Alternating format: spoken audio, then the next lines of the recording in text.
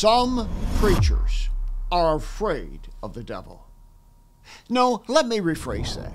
Many preachers are afraid of the devil. They never admit it. They won't discuss it, but they are. The proof? If you attend the average evangelical church, if your church is one of those average suburban non-denominational brands, or even if it's an established liturgical tradition, ask yourself this question. When was the last time you heard a sermon that spoke about demons and the devil and didn't add the provision that, of course, Christians can't be possessed? Last Sunday, my wife and I heard the morning sermon from a pastor of a large church. It's a great church. He's a great Bible teacher. That's why we enjoy listening to him. He's a good man with an excellent seminary education. He knows his Greek, his hermeneutics. He confidently announced that he would be speaking on Ephesians chapter 6. That's the passage about spiritual armor, verses 10 through 13. Then he launched into an apology that lasted 20 minutes of his 30-minute sermon. He apologized for having to talk about such a sensitive subject and hoped it wouldn't upset anyone. He spent at least 10 minutes telling people not to be afraid of talking about the devil so long as it was in church and part of a biblical exposition. He was hesitant, halting, and ambivalent.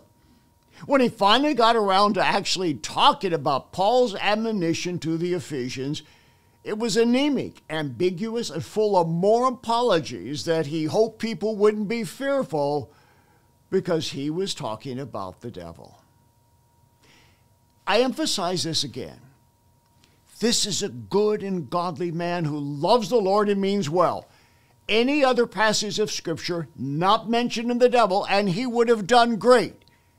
But when speaking about principalities, powers, and the rulers of darkness of this age, about which he knows little, frankly, he was clearly out of his comfort zone. Why are preachers afraid to talk about the devil? Here are 3 reasons.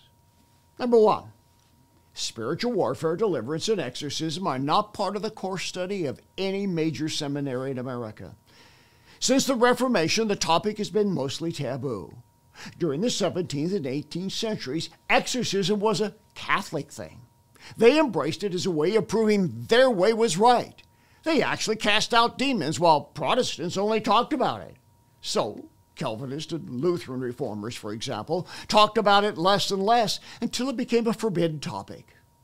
Walking in one's salvation was to be a matter of obedience and sanctification, not deliverance. So today, the only information about having demons and casting them out is often from dubious internet sources.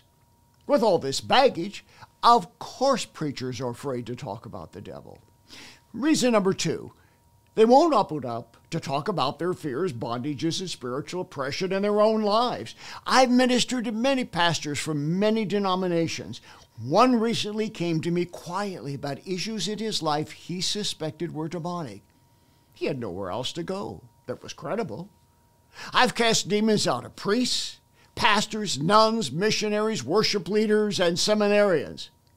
Some have been severely tormented by feelings of lust, anger, transgenderism, violence, rage, unbelief, and a host of serious issues.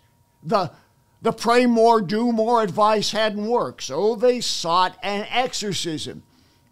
That is a frightening thought to most pastors. So they trudge along in their misery and build bigger walls to insulate their denial that what they suffer is not demons. On occasion, they may preach about it, but timidly, unconvincingly, and without holy boldness. Number 3, these preachers truly believe that what they've been taught, that the miraculous and the supernatural are things that ended with the canon of Scripture and the apostolic age. Yet these same preachers will rail against all the perversion, lust, and theological corruption of witchcraft in the New Age and never directly confront the actual demons behind it. They have theoretical theology. Forgetting the words of Paul in 1 Corinthians 2:4, my speech and preaching were not with pervasive words of human wisdom, but in demonstration of the Spirit and of power, that your faith should not be in the wisdom of men, but in the power of God.